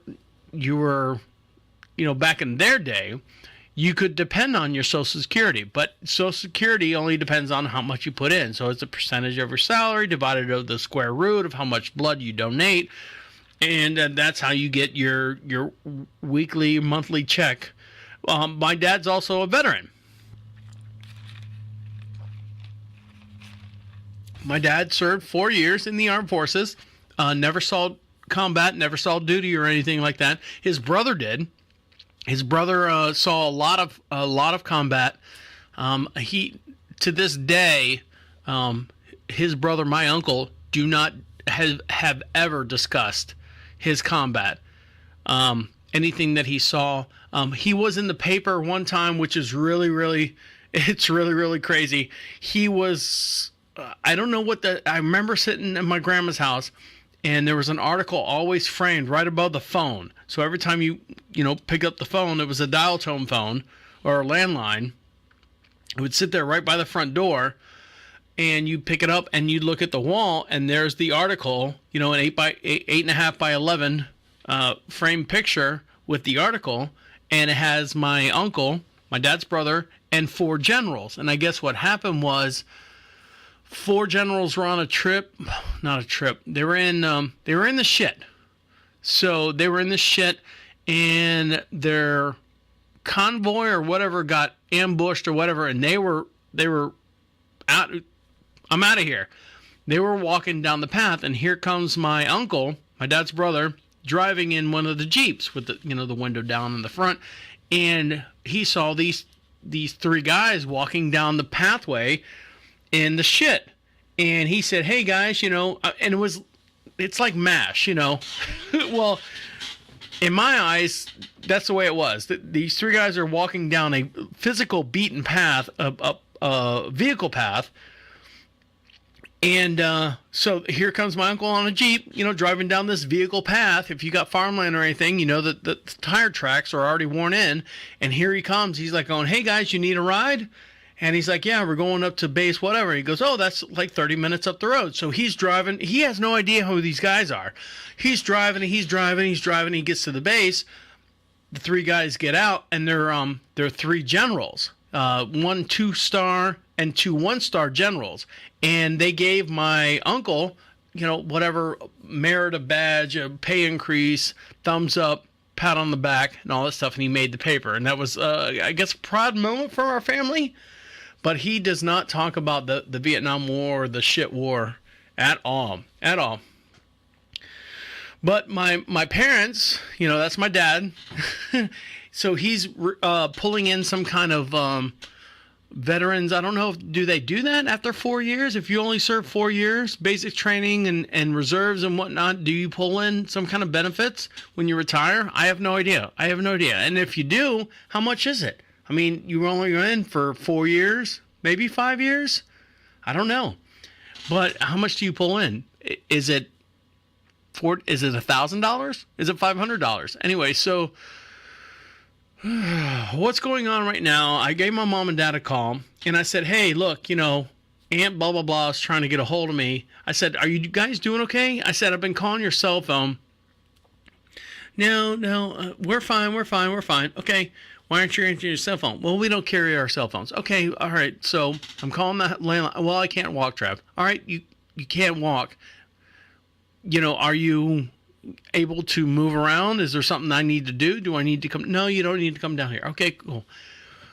So I said that I'm gonna sound like a son of a bitch here. I am. I'm gonna sound like a son of a bitch.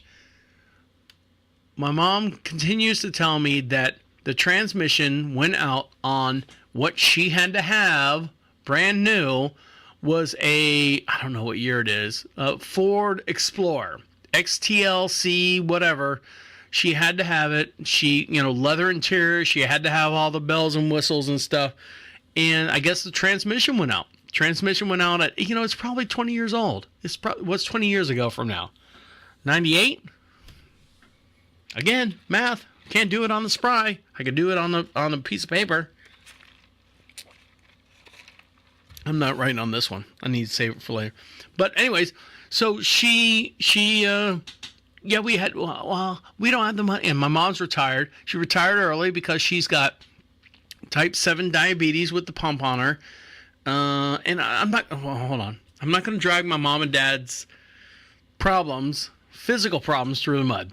But she can't move. She can't, she can't work, of course. She was released early, early retirement, so she's only drawn so much, and she's been the breadwinner of the family. That being said, okay, she's like, we had to sink $4,000 into new transmission, which we don't have, and we had to put it on a credit card, and then the transmission took a dump, so we had to pay for labor again, but not the transmission, so we had to do all this stuff, and I'm like going, this sounds like a lot of crap. You guys need to handle this. Well, your father doesn't want to do this, but, I need to do this, and I can't move, so my dad, your father's pushing me up into the van because I'm on dialysis. She's on dialysis. And so, he takes me and drops me off at dialysis. And my dad's now a courier. He's got a big cargo van. He's a courier, 70-something years old. He's a courier, drives around the whole state of Florida, has to swing by and pick my mom up at the hospital. And dialysis takes, I guess, what. Anyways, so I'm like, well, what's going on? I heard they're throwing a party for you. Yes, they're throwing a party for us. Well, when is it? Well, it's this Sunday. I'm like, Mom, nobody told me anything about a party or anything. Now, granted, I don't celebrate anniversaries. I don't celebrate their anniversaries. They're the ones who married each other. They can celebrate. Hey, happy birthday. I can do that, but anniversaries, you guys married each other. I'm not involved, other than I'm the result of the marriage. But I don't, on the 30th, I didn't do anything. The 32nd, I didn't do anything. Hey, happy anniversary. That's it. I'm not involved. You guys married each other. That's the way I look at it. I'm recently married. When I hit my 4-year anniversary, nobody sent me anything. Nobody said, no, I had no, even the people in the wedding party, nothing. Oh, guess what? It's been 4 years since we were in, Deacon and Mrs. Deacon's wedding. We should send them a card. Why? Why would you send them a card for a thing that... Anyways. See? No wonder my blood pressure's so up. My blood pressure's so up right now. It was up last night, too. Same thing. Almost the exact same reading. 137 over whatever it was. Blah, blah, blah. You saw the video.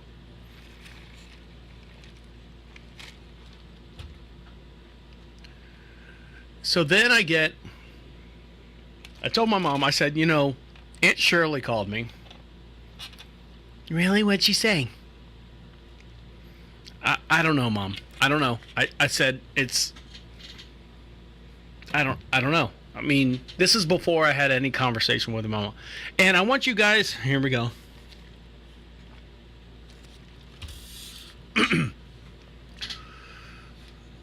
You heard what she wrote me in the, I'm harping on this. I'm going to make it lighter here in a few minutes. So don't worry. Stick around with this. And this is just this is Trav's little corner. What goes on in Trav's Deacon, by the way. Duh, if you don't know by now.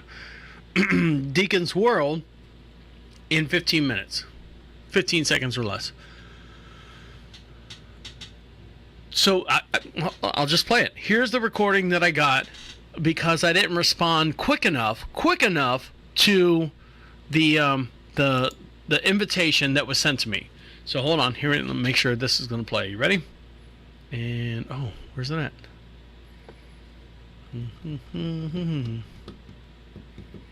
Hold on while I find it.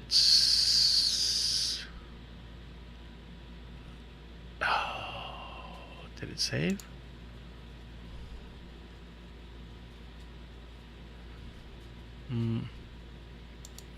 Bear with me.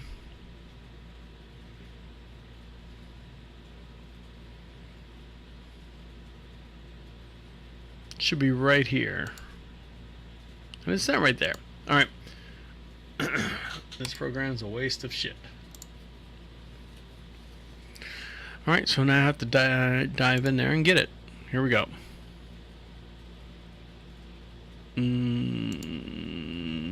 Bear with me, people. Bear with me. I know you're watching the video. All right, we have to go here. Oh, excuse me. Here we go.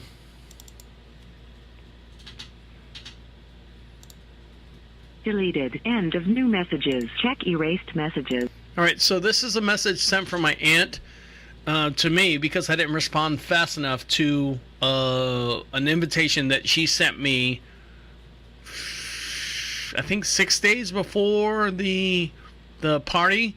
And of course I got to ask for time off. I got, shit to do and stuff going on. So this is the response. You ready? Press 1 9. Listen. Press 1. Send. Press 2. First saved message. Hey, Travis, this is Aunt Shirley.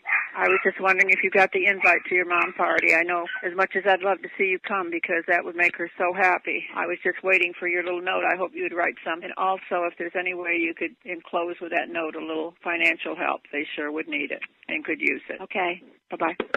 End of message. Delete. Press 7. Save. Press 9. More options. Press 0. Resave. End of messages. So that's it. That's what I got. That's the message. Not too happy, not too sad. Just sounds like my aunt's asking me for money. So here's where this is what upsets me. Okay? Here we go. Deacon's on a rant. Everyone roll tape. So my mom, I always ask her, up until about the last 6 months, I always say, Mom, do you need any money? Mom, do you need anything? Can I do anything? Can I do anything? No, I'm fine. Well, that's pride. I understand that's pride. But then now she's saying, oh, we don't have the money to do something. We just spent $4,000 on a credit card. And I'm thinking, well, if that's pride that you don't want to take the $1,000, why are you telling me now that you're spending money on a credit card? Okay, that's rule number one. Please don't. I know I sound like I'm handling this in the best way I can from a business standpoint. I know it's family. I know it's my mom. Please forgive me. I know I'm going to get a lot of hate mail at deacon@profitradio.com. I understand that, but let me explain something to you.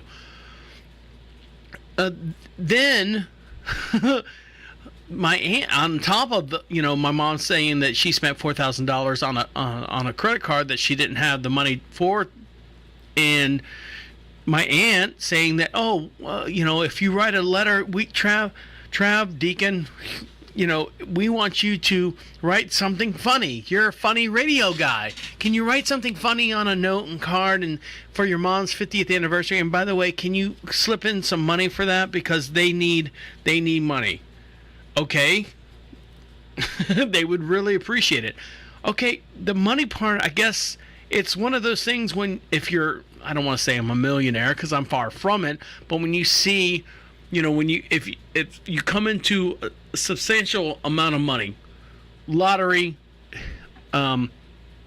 if you're a celebrity and you come into money and you get all this stuff, you find out where your friends are and they start coming at you. This is the first instance that I'm getting, believe me, please. I'm not into a whole bunch of money, but I'm just saying, I've worked hard. I've worked hard. I have worked hard to be where I am and where I'm at. So,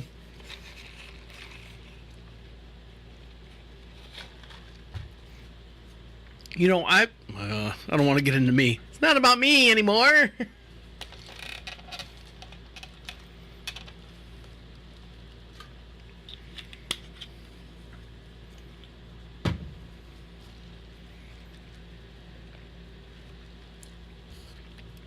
But for another outside family member to ask for money from me for my immediate family member just kind of set me off a little bit. How would you be if your third cousin say, hey, your mom needs $1,000 or your mom needs $100, can you fix it? Now, depending on the relationship, I understand that. So my question is, I had a conversation with Teresa downstairs. We talked because she's the accountant, Yeah, account manager downstairs. Yeah, that's what she is. She's the account manager. So I said to her, before anything happened, I let her listen to the email, not the email, but the recording. You can see my doing the finger on my phone here. So how much money am I supposed? What are they looking for? What are they looking for?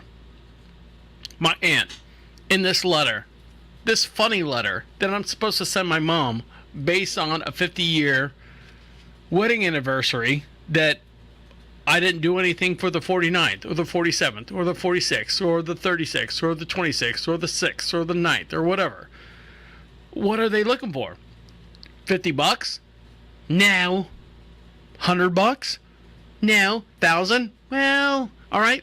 If I give my mom and dad $1,000 right now, how is that?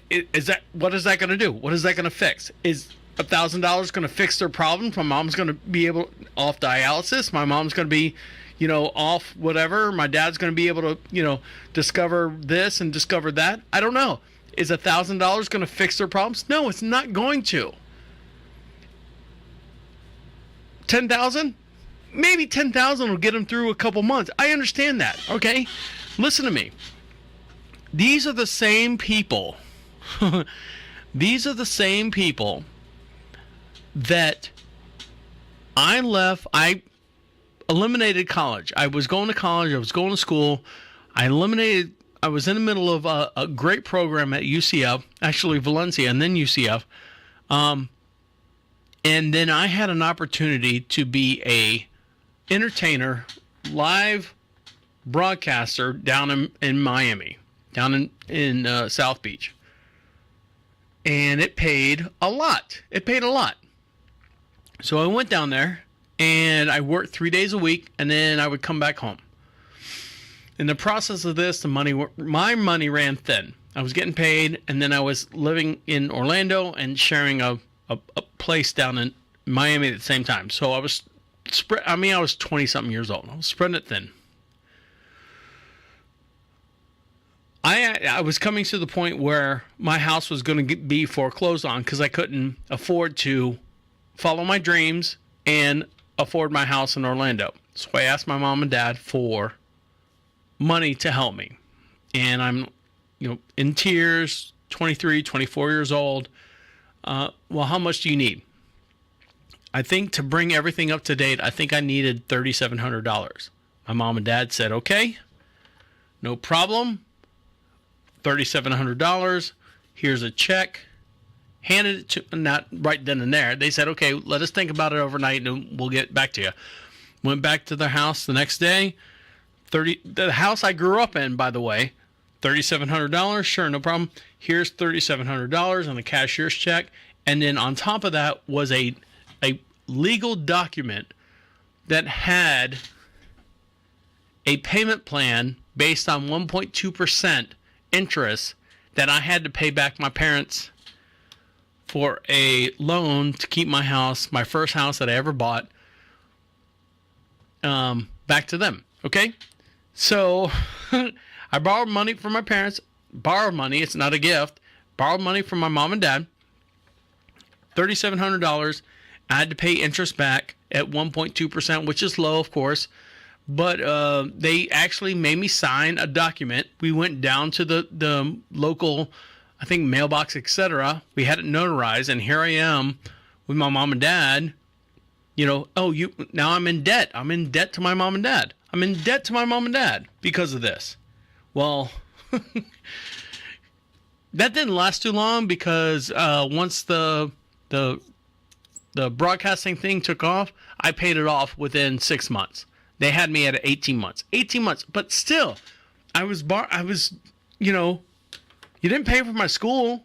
They didn't pay for my school, my college. I pay for all that. I qualify for all the grants. I qualify for everything like that on my own.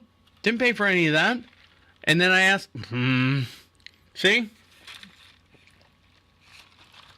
This is not Gripe Fest. I'm sorry. Just let you know that the last I know. What was Deacon? You had to borrow money from your mom and dad. They charge you interest on it. Well, is that normal? I don't know.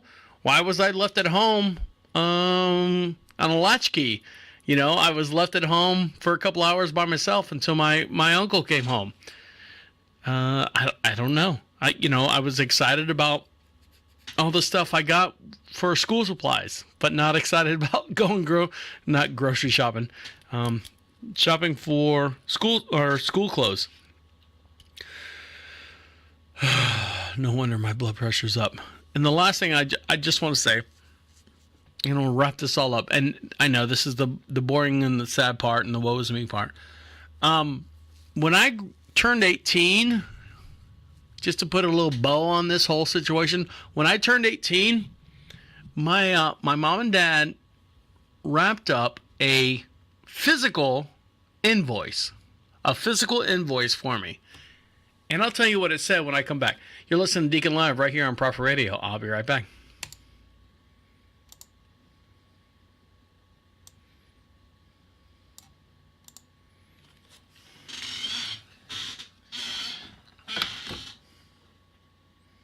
Deacon, give us a call at the station at any time at 407-448-8800, located in downtown Charlotte, North Carolina, in the Queen City studio. Oh my God. Trying to relax. I had to take a deep breath. I had to relax. Deep breath in, deep breath out. Ugh. So, I hope everyone's doing okay. I hope everyone's getting through the new first day of school and whatnot. And when your kids turn to a certain age, they at least 18. A lot of people they pray for that last payment on their, child support? A lot of people, but you physically got to go down there and say, no more child support.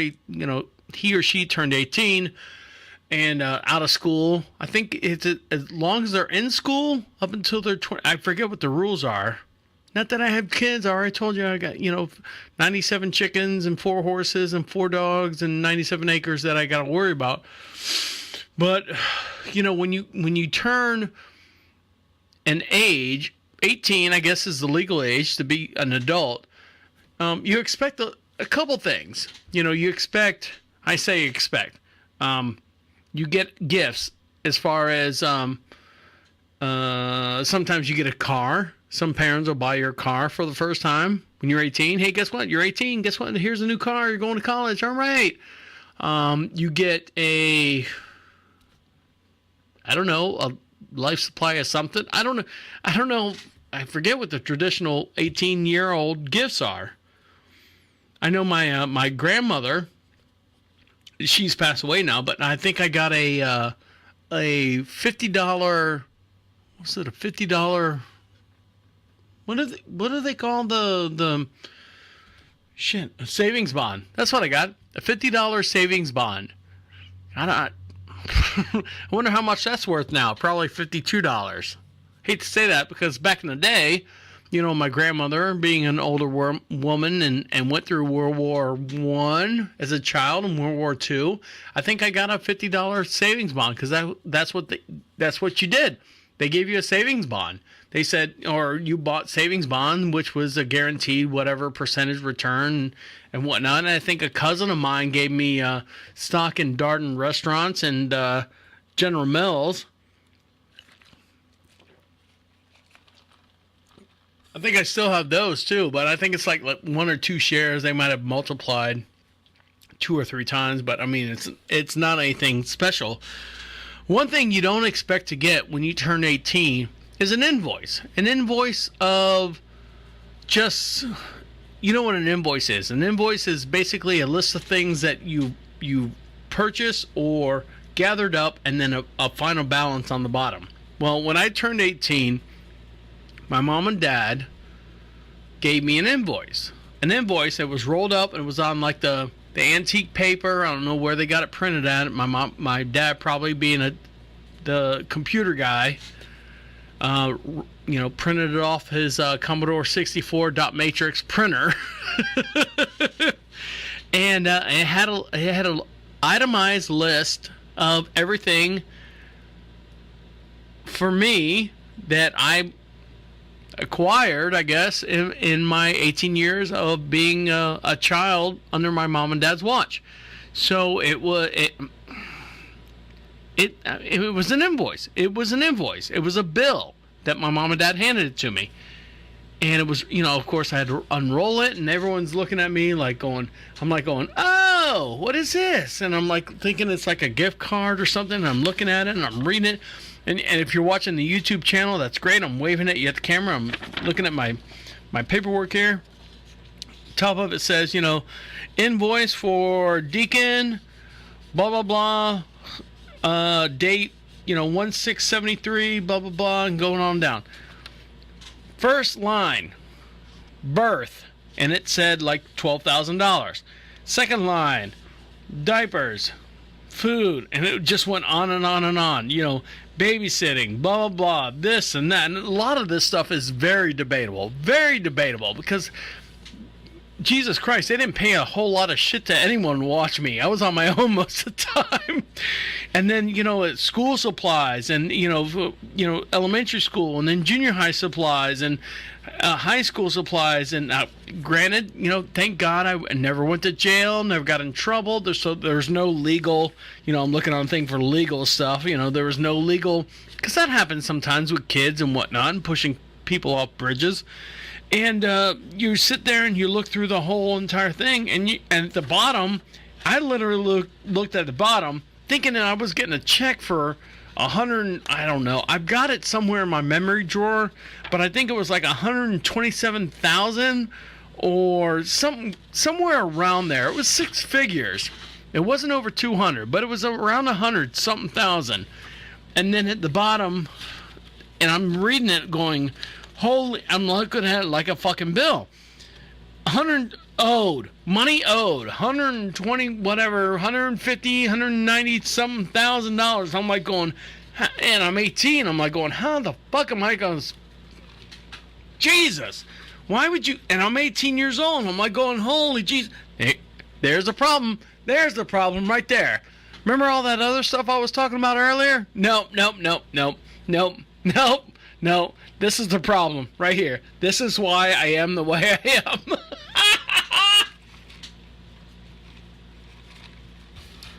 And then I look at the bottom and scroll down further, and I'm like going, oh, look at page 2. And I flip over page 2 and look at it and it goes, all is paid in full with love and care from mom and dad and blah, blah, blah. Make sure you continue on doing the best in your life and something like that. And I'm like going, okay. I kind of looked around at all my family members, my aunt that, my cousins that we had problems with and my aunts. This is before any of that happened. And I'm looking around them and I'm looking at their faces and I'm like going, really?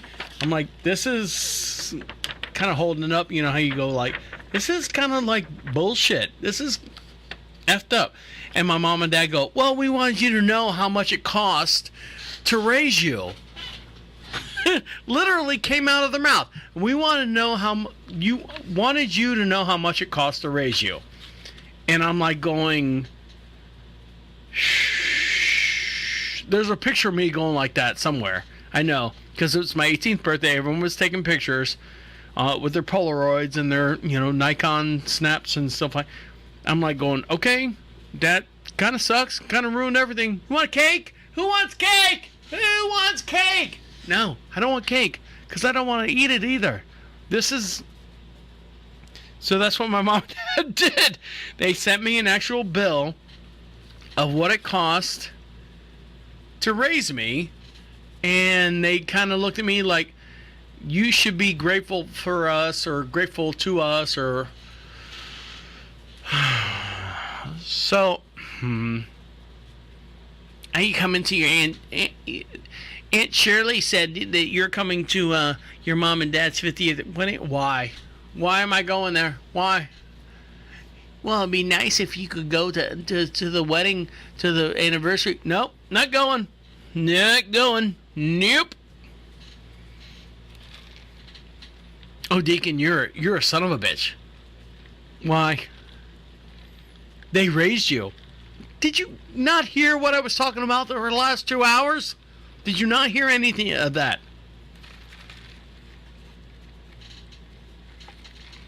Anyways. All right. Who wants to be light and fluffy? Who wants to know what is a 22? Who wants to know what's light and fluffy? Stick around. I know you do. You're listening to Deacon Live right here on Prophet Radio. I'll be right back.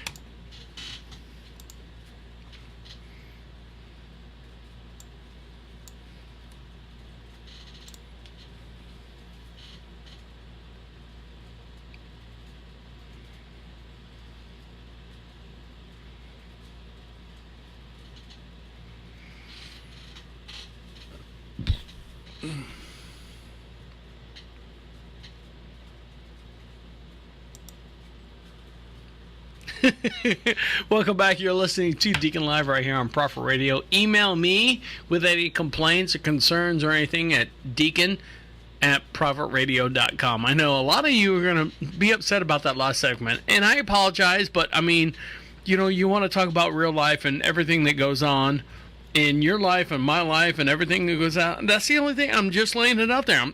The gloves are off. I don't want to say gloves are off because we're not fighting, but I mean the sheets are back and the pants are down and the scalp has been scalped. So I ran out of analogies, but I just want to make sure that everyone's good, everyone's all right, everyone's just kind of getting a hold of themselves. I really appreciate every one of you listening to us. I really do. And now we're going to do fun stuff. You ready to do fun stuff? Me too. So have you heard about,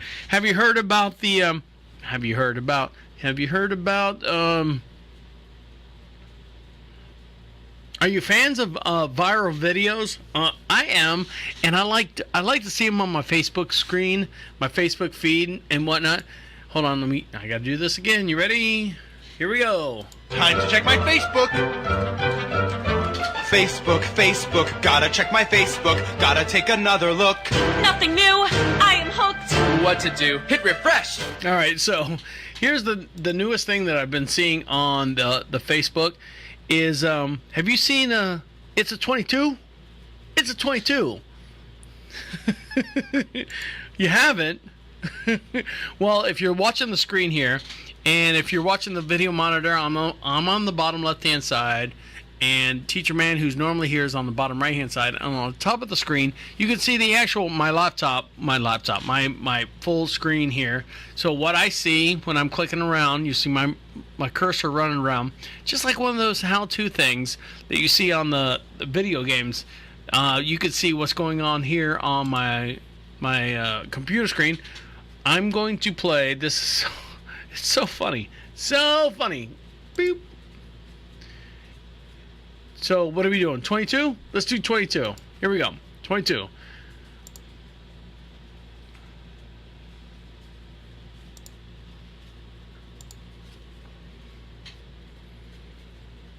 So this is a video that's just one of those. It's going to go viral. I swear to you. Well, it's already viral. It's already got 5,000-6,000 hits on it. But here we go. Hold up. Wait a minute. It's a 22. Pew, pew, pew. Pew, pew, pew. Hold up. Wait a minute. It's a 22. So it's a it's a woman standing in a not a sports bra, but a tank top with spaghetti strings and gray sweatpants shorts that have been cut, and they're kind of rolled up a little bit. She's got glasses on, and her hair is kind of twisted up, and she's in this room. I can't figure out what the room is, because the door behind her doesn't look really like a door, but she's singing this song and kind of doing like hip motions at the same time. Pew, pew, pew. Pew. Pew, pew, pew. Pew. Now that's just addressing everybody with a little pussy. Okay, a lot of us, you know what I'm saying, we big, we ain't got the camel toe like auntie. Okay, if your pussy just is a little bit small, you know what I'm saying, just, you got the small lips. Like she's talking about, I guess, the pussy or the vagina. Pew, pew, pew. Pew, pew, pew. Hold up. Wait a minute. It's a chop. It's a chop. Hold up. Wait a minute. It's a 4-5. Bah, bah, bah, bah. It's a So I guess she's talking about the women's vaginas as far as what they are. So I guess it's a 22, a chopper, and a 45. Blah, blah, blah, blah, blah, blah. These are for millions somewhere. Oh my God. So that was one. That was the, hold on, let me scratch that off. So that's 22 pew pew pew. So you can look for that. And I'll post it on the Facebook page and stuff. Have you guys big Kardashian fans? I'm not either. I am not a Kardashian fan. I couldn't even tell you what I literally have no idea what a Kardashian looks like, other than if they put the picture in front of me and I say, oh, it says, Kim Kardashian or whatever the Kardashian is. And I go, okay, well, that's a Kardashian. Oh, did I? Please. Oh, here we go. So there's a program out there, for those of you who don't know, that you can superimpose a face onto yours. And it's all done digitally and stuff. It costs a lot of money and whatnot. But you can say, let's say I sit here on the Facebook feed or the YouTube feed. I can sit here and look at you. And there's a program that will actually recognize my face, kind of like the Snapchat filter that will recognize my face. I can put Brad Pitt on my face.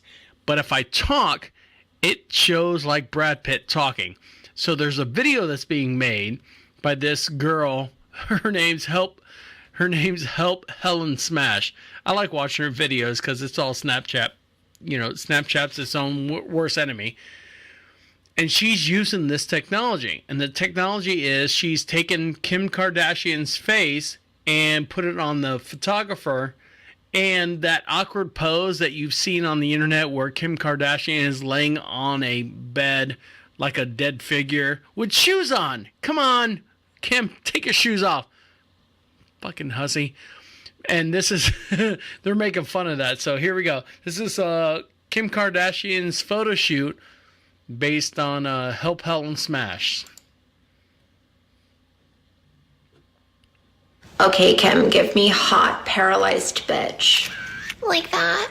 That's great. Now give me I've fallen and I can't get up body. I'm loving these vibes. Now give me I'm so drunk I fell asleep with my shoes on, go. This is everything. You're Spider-Man and you're caught in a web, go. Your leg and arm fall asleep at the same time and you can't move them, go. Some asshole just shot you in the tit, now you're the victim of a crime scene, go. This is great. Okay, you just fell off your 10-speed Schwinn, broke one ankle and sprained the other, go. So the photographer's making fun of the same picture over and over and over again, and then... Love it. Kanye just came on the sheets and you're trying to avoid laying in it, go. Gross. Are you kidding, Court? We're about to make the whole internet come with this shot. Gross. So that's the little thing, Kim Kardashian. It's why is she famous? She's famous for being famous, right? Is that what it is? I don't know. She's famous for being famous. It's disgusting.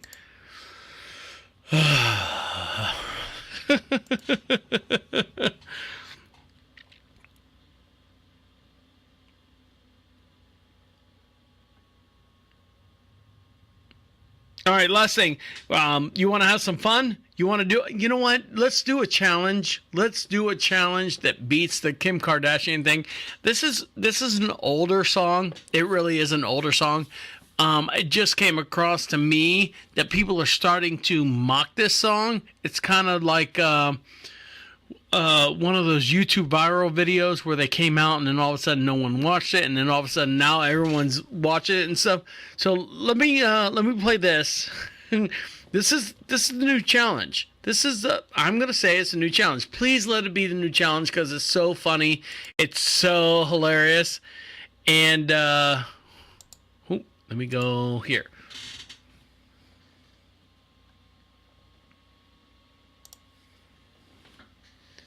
So this video is called Coincidence. And I don't know if I don't think it's taken off here. I've never seen it before. But this is funny. And I'm going to show you the actual original video. Let's go back here. I'm going to show you the actual real video. And I'm going to show you people making fun of it, making viral videos. And the viral videos are hilarious. They're hilarious. How about that? That's a good word. Hilarious. And of course, there is a like all the other Facebook advertisers. 3, 2, 1, go away. All right, so if you're watching the video here on the big screen, big screen. The first man's name was Kiki. He wore such little pants. His brother was the champion, but Kiki loved to dance.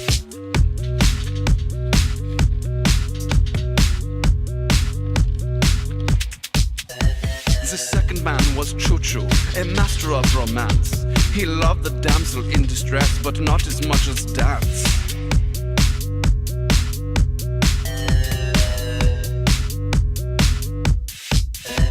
And then one day it happened. They went off to the world. They went on to a journey, idolized by the boys and girls. They learned so many lessons in all the foreign lands. But no matter where they wound up, they never stopped the dance.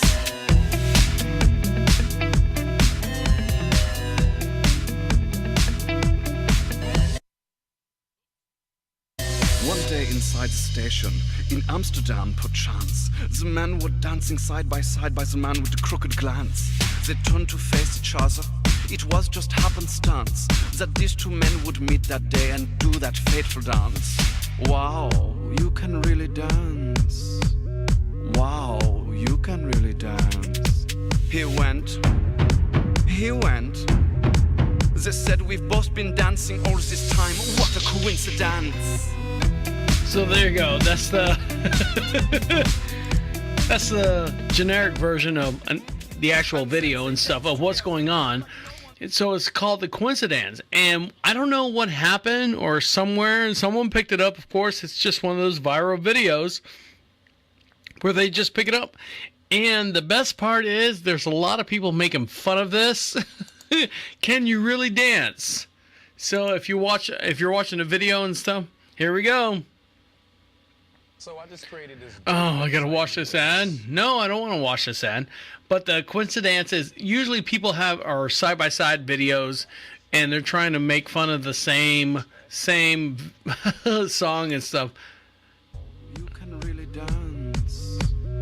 Wow, you can really dance. He went.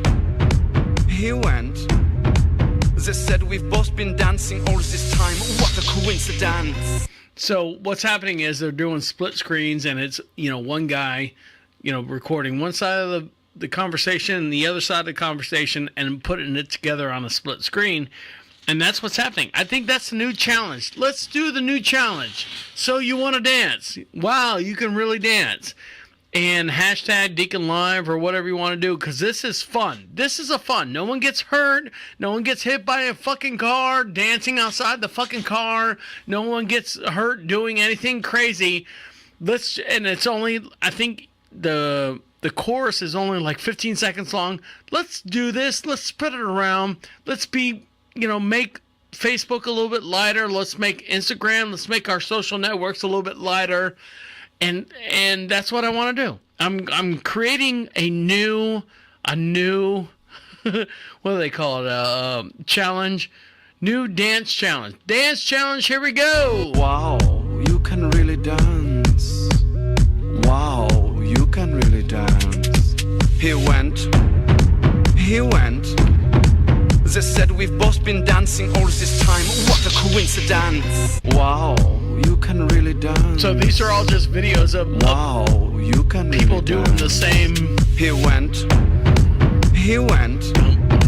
They said we've both been dancing all this time. What a coincidence. Wow. Right, so that's gonna get old. But there you go. I mean, let's do that. Let's make that the next challenge. I know the videos from well, maybe not. It's recently. Oh God, I'm just trying to make light of everything. I'm trying to bring everyone together. Oh, I'm trying to bring everything together. I'm trying to do what I can to make people nice, to make people, I don't know, influenced, and I don't know what I'm doing.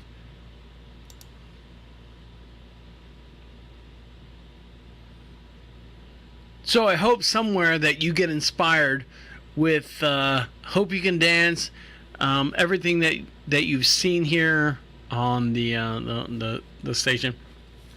So what did we learn today? Well,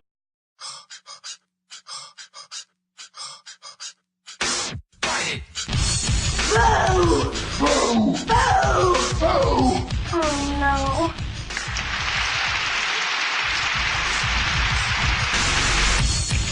Wait, come back. This is the end. The absolute end. Écoute-moi.